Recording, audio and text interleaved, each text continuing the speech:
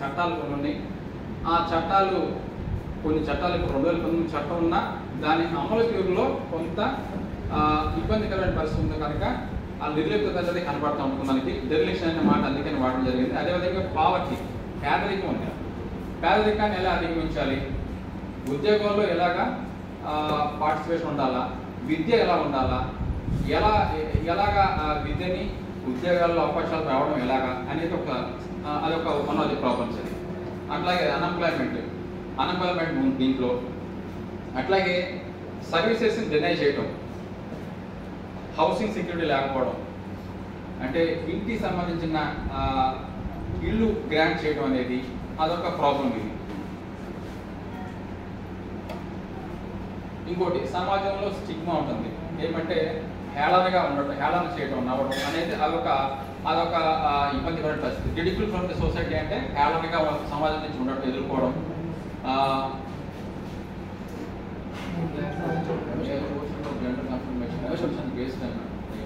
Barriers to health care, అదేవిధంగా హెల్త్కి సంబంధించి కన్సర్న్ సంబంధిత ప్రభుత్వాలు మెడికల్ సంబంధించిన సదుపాయాలు కూడా సౌకర్యం కూడా కల్పించాల్సిన బాధ్యత ప్రభుత్వాల మీద ఉంది. Basic health care in minimal as they are subject to apathy from medical fraternity with professionals lacking transgender health care. అంటే ట్రాన్స్జెండర్ సంబంధించిన మెడికల్ కేర్ అందకపోవడం అనేది అదొక సమస్య. Right, what is the timeline of reforms for transgender persons అంటే 2009లో కొన్ని directions ఇచ్చారు ఎలక్షన్ కమిషన్ ఆఫ్ ఇండియా. ఆ డైరెక్షన్ ఏంటంటే రిజిస్ట్రేషన్ ఫార్మ్స్ ని అమెండ్ చేయమని చెప్పి to include option of others అనే ఆప్షన్ ని ఇంక్లూడ్ చేయమన్నారు మన భారత ఎలక్షన్ కమిషన్ వారు. దానివల్ల ఏమవుతుందంటే this enabled transsexual people to tick the column if they did not want to be identified as either male or female. మేల్గా కానీ ఫిమేల్గా కానీ మాకు వద్దు అనే భావన కలిగినప్పుడు అదర్స్ అనే దాంట్లో టిక్ చేసుకోవచ్చు అని చెప్పారు దాంట్లో. అట్లాగే సుప్రీంకోర్టు వారు national legal service authority versus union of India అనే కేసులో 2014లో ఇచ్చిన తీర్పు ఏంటంటే రికగ్నైజ్ దెమ్ యాజ్ థర్డ్ జెండర్గా మూడవ జెండర్గా రికగ్నైజ్ చేయమని చెప్పి ఈ తీర్పులో భావించారు సుప్రీంకోర్టు వారు. అదేవిధంగా ఇది land mark ruling justice KS Radhakrishnan గారు ఏం అబ్జర్వ్ చేశారంటే ఆ తీర్పులో recognition of transgenders as third gender is not a social or medical issue but a human rights issue. దీన్ని ఏ విధంగా గుర్తించారు 2014లో మానవ హక్కుల విషయంగా భావించారు. అంతేగాని దాన్ని వేరే విధంగా సోషల్గా కానీ మెడికల్ ఇష్యూ కానీ అంటే సాంఘిక అంశంగా కానీ లేకపోతే వైద్య సంబంధించిన అంశంగా కానీ భావించకుండా ఇది ఒక హ్యూమన్ రైట్స్ మానవ హక్కుల ఉల్లంఘన కింద వస్తుంది గుర్తించకపోతే అనే భావం వ్యక్తీకరించారు. అలాగే 2014లో the rights of transgender persons bill was introduced as a private members bill first time ఎక్కడ తమిళనాడులో by the Dravida Munnetra Kazhagam MP Tiruchi Siva and passed by the Rajya Sabha. ఆ బిల్లు రాజ్యసభలో 2015లో పాస్ అయింది ఆ స్టేట్లో. రీసెంట్గా మనకి ఏమైందంటే ట్రాన్స్జెండర్ పర్సన్స్ ప్రొటెక్షన్ రైట్స్ 2019లో హ్యాస్ బీన్ ఎనాక్టెడ్. ఆ చట్టం మన రత్నరాజు గారు న్యాయవాది చెప్తారు ఇప్పుడు ఆ చట్టం రావడానికి ముందు అంశాలు అన్నమాట ఇవి. తర్వాత ఆ బిల్లు 2019లో ముఖ్యమైన అంశాలు ఏంటంటే దీంట్లో ప్రొహిబిషన్ అగేన్స్ట్ డిస్క్రిమినేషన్, వివక్ష చూపించకూడదు అనేది ఆ బిల్లులో ప్రధాన అంశం అన్నమాట. వివక్ష ఎవరు చూపించకూడదు, ట్రాన్స్జెండర్స్ వివక్ష చూపించకూడదు అనేది అంశం అది. The bill prohibits discrimination of transgenders in relation to opportunities for education, విద్యకు సంబంధించి ఉద్యోగాల్లో సంబంధించి అట్లాగే వైద్యం సంబంధించి ఆరోగ్య సంబంధించి హెల్త్ కేర్ సంబంధించి కూడా వివక్ష చూపించకూడదు. వీటన్నిటికి సంబంధించి యాక్సెస్ సర్వీసు ఉచితంగా ఉండాలి అని ఆ బిల్లులో ఒక ప్రధాన అంశం. Next right to be recognised as ట్రాన్స్జెండర్గా గుర్తించడానికి హక్కుని క్రియేట్ చేయాలనేది ఈ బిల్లో ఇంకొక రెండవ అంశం. Every person has the right to be recognised as transgender. దాన్ని గుర్తించే మన గౌరవ కలెక్టర్ గారు ఇప్పుడు మీకు ఒక 7 అంటే 10 ఇచ్చేది ఒక 7 సర్టిఫికేట్స్ ఇష్యూ జరిగింది. దేనికి బేస్ చేసుకున్నట్టే మీరు ఏదైతే సర్టిఫికేట్స్ మీరు ఏదైతే డాక్యుమెంట్స్ ఇస్తారో దాన్ని బేస్ చేసుకుని ఈ 2019 చట్టంలో సెక్షన్ 5 సెక్షన్ 6 బేస్ చేసుకుని ఇస్తారు. ఇంకా మిగిలిన వాళ్ళు కూడా అప్లై చేసినా కూడా మేడం ఇవ్వడానికి సిద్ధంగా ఉన్నారు. అంటే మీరు దాంట్లో డాక్యుమెంట్స్ కొన్ని పొందుపరచాల్సి ఉంటుంది. ఆ డాక్యుమెంట్స్ బేస్ చేసుకుని ఇవ్వడం జరుగుతుంది. మిగతా వాళ్ళు మరి ఎందుకు అప్లై చేయాలో తెలియదు, కొంతమంది అప్లై చేసినట్టున్నారు. అవన్నీ వాళ్ళకు తెలుసు. రైట్. సో ఇది రైట్గా ఇది ఒక హక్గా గుర్తించారు ఈ బిల్లులో. అందుకనే మీకు ఇవాళ ఈ సర్టిఫికేట్స్ ఇవ్వడం జరుగుతుంది. అది సర్టిఫికేట్ ఎక్కడి నుంచి తీసుకోవాలనేది ఇక్కడ ఈ certificate of identity has to be obtained from district magistrate అంటే కలెక్టర్ గారు. Who will issue the certificate based on district screening committee. అక్కడ జిల్లా స్థాయిలో కమిటీ ఉంటుంది. ఆ కమిటీ స్క్రీనింగ్ చేసిన తర్వాత మీ డాక్యుమెంట్స్ అన్ని వెరిఫై చేసిన తర్వాత సర్టిఫికేట్ వస్తుంది. ఇప్పుడు ఇచ్చే సర్టిఫికేట్లు అవే. ఆ కమిటీ ఓకే చేసిన తర్వాత మీకు ఇస్తున్నారు. అది the act calls for establishing a national council for transgender person. NCT అనేది రూపొందించబడింది ఈ యొక్క చట్టంలో ఒక అంశంగా. రైట్ టు రెసిడెన్స్ ఇంకోటి ఏంటంటే ఒక హక్కులాగా నివసించడానికి ఒక రెసిడెన్స్, ఒక గృహము అనేది. No transgender person shall be separated from parents or immediate family simply because of transgender. మీ పేరెంట్స్ దగ్గర నుంచి కానీ లేకపోతే మీ ఫ్యామిలీ మెంబర్స్ దగ్గర నుంచి కానీ వివక్షకి గురవ్వకూడదు అనేది బిల్ గుర్తించింది. On the ground of being a transgender. ట్రాన్స్జెండర్గా ఉన్నంత మాత్రాన కుటుంబం నుంచి వివక్ష ఎదురవడానికి వీల్లేదు. ఒక హక్కు, రెసిడెన్స్ అనేది ఒక హక్కులాగా ఈ బిల్లు చెప్తా ఉంది. అర్థమవుతుందని నేను చెప్పేది. అదేవిధంగా హెల్త్ కేర్.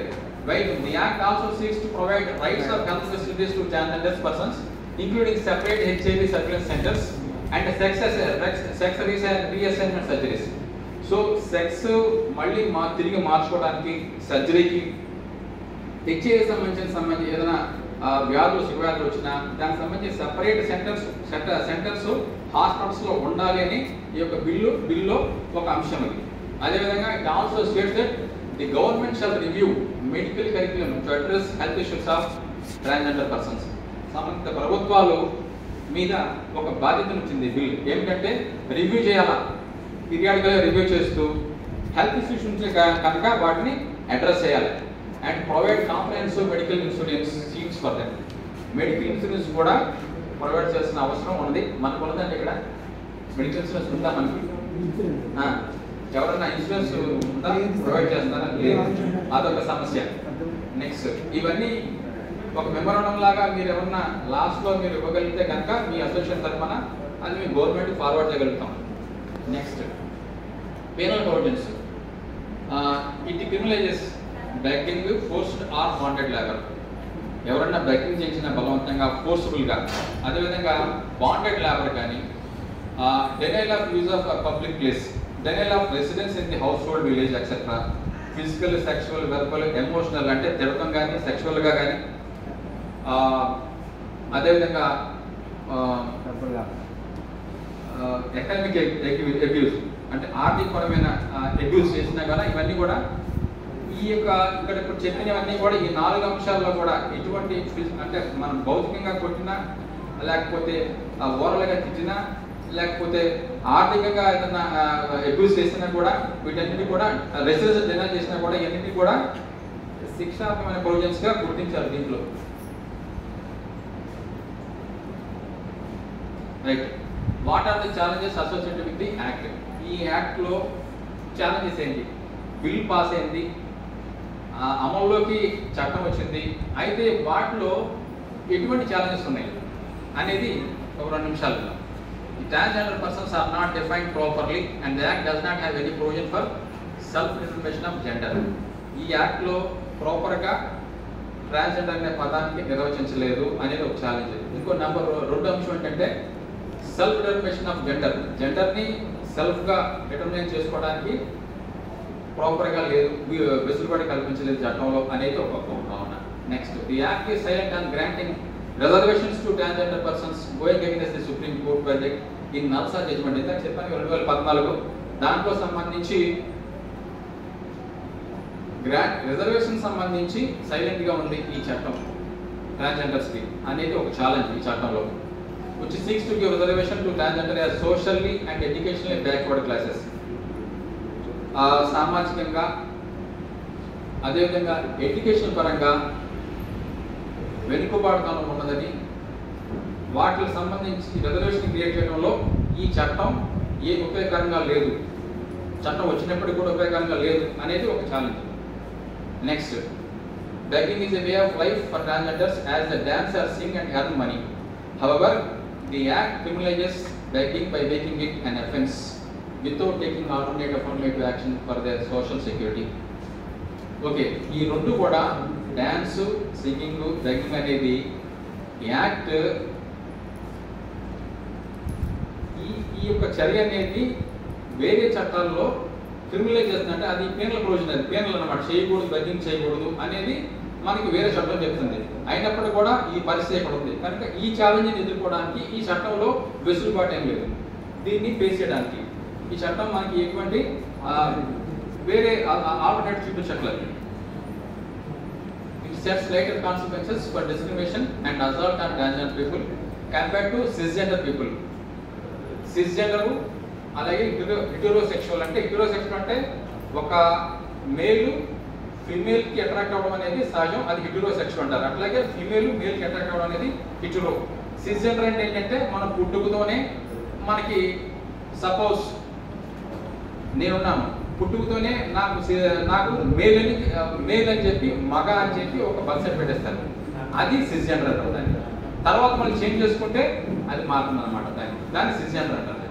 హెటెరో టైప్ అంటే న్యాచురల్ గా ఒక మగ ఆటకి అట్రాక్ట్ అవ్వడం, సెక్షువల్ గా అట్రాక్ట్ అవ్వడం అనేది హెటెరో టైప్ అంటారు. నాన్ హెటెరో టైప్ అంటే అట్లా కాకుండా ఉండేదాన్ని నాన్ హెటెరో టైప్ అంటారు. Sexual. The act treats transgender as victims rather than empowered subject with rights. ఈ చట్టము బాధ్యులుగా చెబుతుంది కానీ చట్టం వాళ్ళకి హక్కులు కల్పించడం అనే ప్రస్తావన తక్కువగా ఉందంటుంది. The standing committee is concerned about recognizing rights in marriage, divorce and adoption of transgender persons have not been addressed.